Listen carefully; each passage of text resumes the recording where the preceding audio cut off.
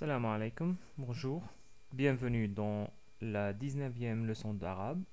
Ahlan wa sahlan bikum fi ad-dars at-tasi' ashar. Aujourd'hui, nous allons voir une nouvelle lettre, à savoir la lettre Shin, et nous profiterons de la même occasion pour parler du singulier pluriel régulier pour les noms dans la langue arabe. Notre mot aujourd'hui, c'est le mot Shallalun, Shallalun ou Shallal tout court si on s'arrête sur le mot. Ce mot commence par le son Sha, Sha. C'est la lettre Shin d'aujourd'hui associée à la Fatha, ici marquée en rouge qui est au début de ce mot-là. Le mot Shallalun veut dire une chute d'eau, par exemple comme les chutes d'eau de Niagara. Et si on voulait isoler la lettre Shin du mot, on obtient la lettre Shin dans sa forme isolée. Remarquez bien que la lettre Shin ressemble à la lettre Sin, sauf qu'elle possède en plus 3 points. Il est par conséquent facile de la localiser dans le tableau de l'alphabet arabe. C'est la lettre qui se trouve juste après la lettre Sin. Donc c'est la 13e lettre dans le tableau de l'alphabet arabe. Voyons maintenant comment l'écrire. On a déjà vu la forme isolée, qui ressemble à la forme de la lettre Sin, mais avec 3 points en plus. La même chose s'applique pour les autres formes, comme si on l'appliquait à la lettre Sin, mais en rajoutant les 3 points. Donc au début, on l'écrit de cette manière-là, car elle s'attache à la lettre qui la suit, comme dans le mot que nous avons vu, à savoir le mot Shallal, Shallal.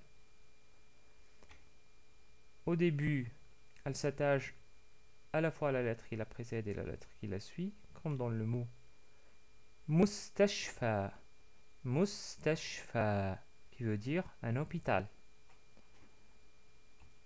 En fin de mot, on l'écrit de cette manière-là, donc c'est comme la forme isolée, mais sauf qu'on s'attache à la lettre qui la précède, comme dans le mot Jaishun, Jaishun ou Jaish, si on s'arrête sur le mot. Ce mot-là veut dire une armée. En résumé, nous obtenons les 4 formes d'écriture, la forme isolée, la forme au début, au milieu et en fin de mot, qui sont des formes très faciles si vous avez déjà maîtrisé les formes d'écriture de la lettre Sin.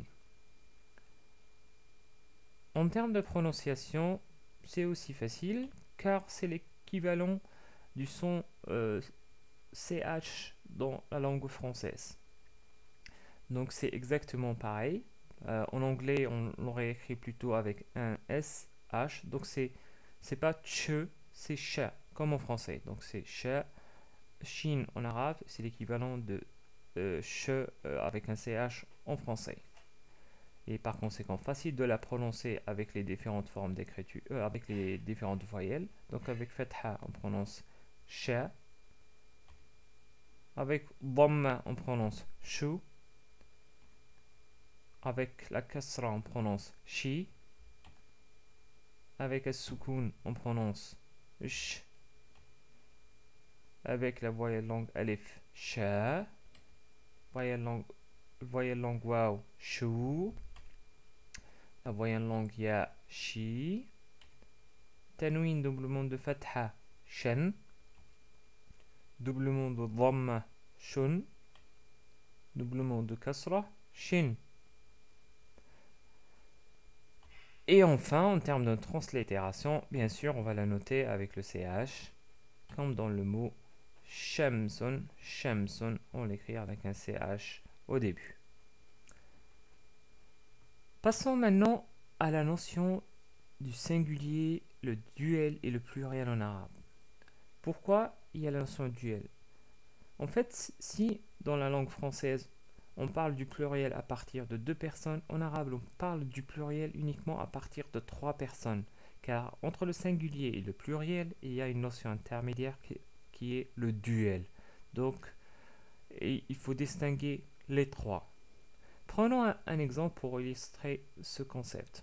Je vais prendre le mot al-mu'minu, al-mu'minu ou al-mu'min si on s'arrête sur le mot. Ce mot veut dire le croyant. Le croyant, vous voyez qu'il est dans la forme définie. Le croyant, bon, peu importe à quoi il croit, généralement on l'utilise dans le contexte religieux, mais al-mu'minu c'est tout croyant, il croit à n'importe quoi, donc ça vient du verbe yu'minu, croire. Ce mot-là, il est au singulier. Si on voulait parler de deux croyants, là on ne dit pas en arabe, on ne cite pas le deux, on dit directement al-mu'minani, al-mu'minani. En fait, on rajoute le alif et noun à la fin. Et remarquez que aussi la dhamma a été changée à la fatha, bien sûr, parce que là, on a rajouté le alif, la voyelle longue alif, qui s'associe uniquement à la fatha. Et ça devient al-mu'minani, les deux croyants. Donc, il n'y a pas d'équivalent dans la langue française, parce que ici, on n'a pas dit deux croyants. Si on dit ça littéralement, on dit ithnani mu'minani. Mais là, on a dit al-mu'minani, les deux croyants, tout court, sans citer le deux. Ça, c'est une particularité de la langue arabe. Je ne sais pas si on a d'autres langues qui ont cette forme de duel, peut-être, mais en tout cas, en termes de langue latine, ça n'existe pas. Enfin, à ma connaissance. Pour le pluriel, par contre, on rajoute à la fin le waw et noun. Waw et noun, et ça devient al-mu'minoun. Al-mu'minoun. Donc c'est les croyants. Donc à partir de 3 par contre. Les croyants. Tout ça, donc bien sûr, ces formes-là, on parle du pluriel des noms en forme régulière. Donc c'est la forme la plus générale, la forme régulière, mais ce n'est pas le cas pour tous les noms. Certains noms, ils ont un pluriel particulier ou un duel particulier. Mais généralement, c'est ce qui est utilisé. Donc là, on a parlé du pluriel dans le cas où on a un nom masculin. Vous allez voir, il n'y a pas une grosse différence quand il s'agit du féminin. On va prendre le même mot, al-mu'minu. Comment il va devenir dans la forme féminine? Essayez de deviner, c'est facile, on l'a déjà vu. Ça devient al-mu'minatu. Al-mu'minatu. On a rajouté une ta marbouta à la fin. Et on peut dire, quand on s'arrête sur le mot, bien sûr, rappelez-vous, on peut dire al-mu'mina. Al-mu'mina. Sans prononcer la ta à la fin, parce qu'on s'arrête sur le mot. Comme on dit maintenant, les deux croyantes. Les deux croyantes. Essayez de deviner. Donc tout à l'heure, on a rajouté alif et noun à la fin du mot. Comment ça va devenir al-mu'minani? Non. Dans ce cas-là, ça va être du masculin. Ben non. On va rajouter l'alif et noun à la ta marbouta. Et remarquez comment la ta marbouta se transforme en une ta maftouha, une ta ouverte. Parce qu'on rajoute l'alif et noun à la fin et on prononce al-mu'minatani. Al-mu'minatani. Pour le pluriel, par contre, ça diffère complètement. Car dans ce cas-là, ça devient al-mu'minatu. Al-mu'minatu. Ou al-mu'minat si on s'arrête sur le mot. Donc là, c'est comme si on a éliminé ta marbouta et on a rajouté alif et ta. Ou c'est comme si on a basculé la ta marbouta en ta maftouha et on a rajouté le alif entre les deux. Donc, al-mu'minat dans la forme plurielle féminine, al-mu'minouna dans la forme masculine au pluriel. Je sais que ce n'est pas évident à maîtriser. Je rappelle que c'est les formes régulières seulement. Il y a d'autres formes qui sont des exceptions. Enfin, des exceptions, il y en a beaucoup. C'est pas vraiment des exceptions. Mais je ne veux pas vous dissuader ou de vous complexifier le cours. Il est intéressant de le savoir, c'est juste une introduction pour que vous puissiez distinguer le pluriel, le duel et le singulier. Donc, quand vous connaissez un mot et vous le voyez dans la forme plurielle ou duel, vous reconnaissez déjà le mot. Donc, vous serez capable de dire que c'est le mot que je connais, mais il est simplement au pluriel ou au duel. Mais ces notions-là, vous allez les voir dans un cours avancé quand vous maîtrisez les cours des débutants avec plus d'éclaircissement.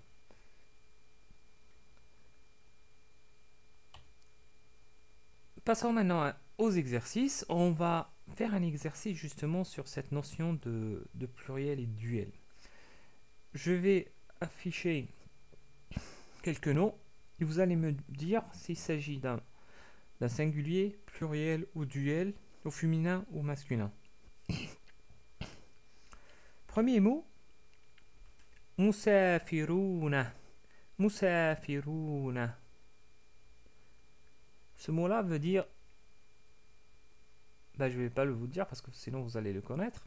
D'abord, dites-moi, c'est dans quelle forme? Est-ce que c'est le pluriel masculin ou pluriel féminin ou le singulier masculin ou féminin, etc. Cliquez sur pause si vous avez besoin de réfléchir. En fait, c'est un nom au pluriel masculin. Pourquoi? Parce qu'il y a la waw et nun à la fin. Musafiruna. Ce mot-là veut dire des voyageurs.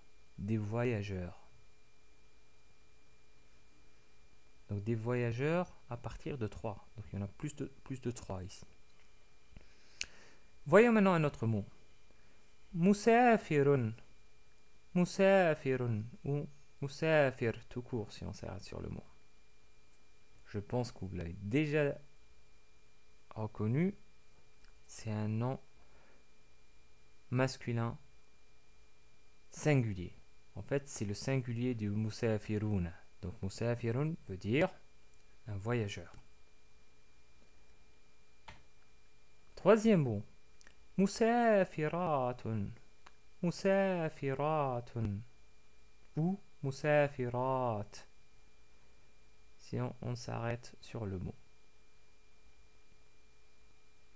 Et bien sûr, là, on parle du pluriel du voyageur, mais au féminin. Donc, c'est des voyageuses. Plus que 3, bien sûr. Maintenant, on a le mot musafiratan. Musafiratan.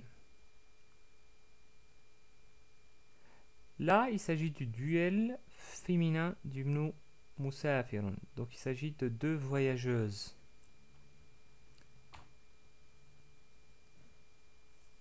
Maintenant, on a le nom musafiratun.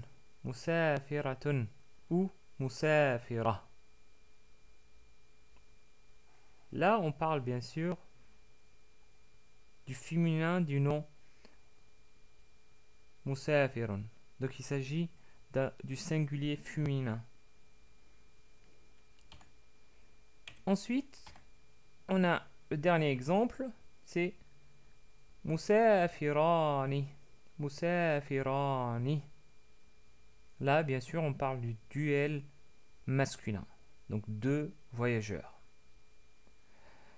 On a fini avec l'exercice. Juste une remarque. Donc, ce mot-là qu'on avait vu, c'est un mot non indéfini. C'est pour ça qu'on voyait par exemple le doublement de dhamma à la fin, musafirun, ou on voyait le doublement de dhamma dans le pluriel du féminin, musafiratun, et non pas musafiratu. Rappelez-vous, quand on rajoute le alif et lam, c'est-à-dire quand on rend le nom défini, on enlève le tanwin. Ça, vous le connaissez déjà, on l'a déjà évoqué dans un précédent cours. Passons maintenant à l'écriture. Je vais vous montrer comme d'habitude l'écriture de la lettre Shin dans le cadre des 4 formes d'écriture, ou plutôt les 3. Donc au début d'abord, on écrit comme si on allait écrire un sin au début, et on rajoute le sha. Je vais écrire là le mot shallalun. Donc je laisse ouvert, je rajoute la. Là, il y a une shadda. Lun.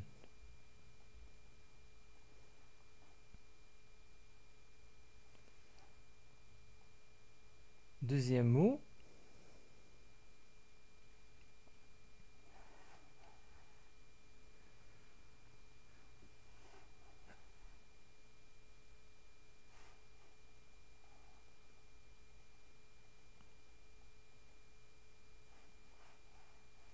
Donc, mustashfa, j'écris d'abord le mime. Mou. Au milieu. Ta au milieu aussi. Et le shin au milieu.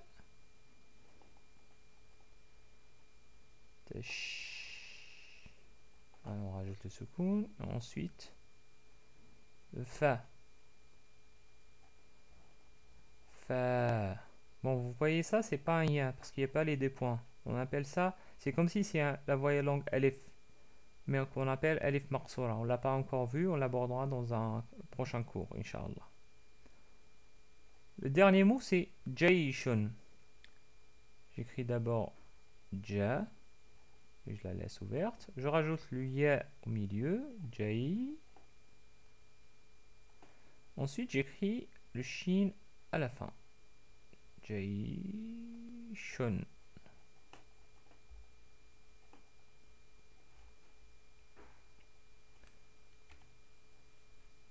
Voilà, nous arrivons à la fin de ce cours-là. Merci de votre attention.